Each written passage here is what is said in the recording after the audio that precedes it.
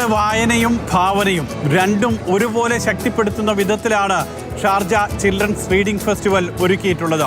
ഇന്ന് തുടങ്ങി ഈ മാസം 12 വരെയാണ് കുട്ടികളുടെ വായനോത്സവം നീണ്ടു നിൽക്കുക. ഷാർജ ഭരണാധികാരി ഇതിൻ്റെ ഉദ്ഘാടന ചടങ്ങിൽ തന്നെ കുട്ടികളുടെ വായനയുടെയും ഭാവനയുടെയും പ്രസക്തിയും എല്ലാം എടുത്തു പറയുകയും ചെയ്തു. വൺസ് അപ്പോൺ എ ഹീറോ എന്നുള്ള ആശയത്തിലൂന്നിയാണ് ഇത്തവണ മേള ഒരുക്കിയിട്ടുള്ളത്. 1500 കലാ സാംസ്കാരിക സർഗാത്മക പരിപാടികൾ, വിദ്യാഭ്യാസ വിനോദ പരിപാടികളെല്ലാം തന്നെ 12 ദിവസത്തെ മേളയുടെ ഭാഗമായി ഒരുക്കിയിട്ടുണ്ട്.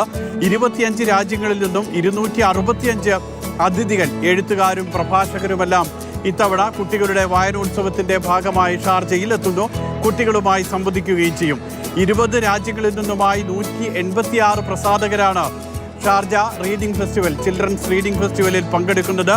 തിങ്കളാഴ്ച മുതൽ വ്യാഴാഴ്ച വരെയുള്ള ദിവസങ്ങളിൽ രാവിലെ 9 മുതൽ രാത്രി 8 മണി വരെയാണ് മേള നീണ്ടു നിൽക്കുക.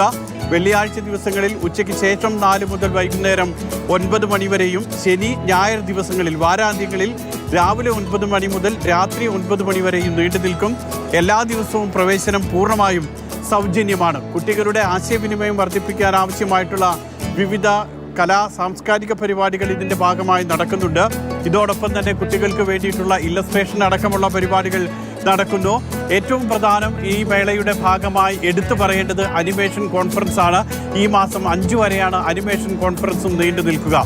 വായനയും വിനോദവും ഭാവനയും ഭാവിയെക്കുറിച്ചുള്ള ചിന്തകളും ഇതെല്ലാം ചേർന്നതാണ് ചിൽഡ്രൻസ് റീഡിംഗ് ഫെസ്റ്റിവൽ. ഷാർജയിൽ നിന്നും മുഷീർ കൊടിയിലിനൊപ്പം സുരേഷ് വെള്ളിമുറ്റം, മാതൃഭൂമി ന്യൂസ്.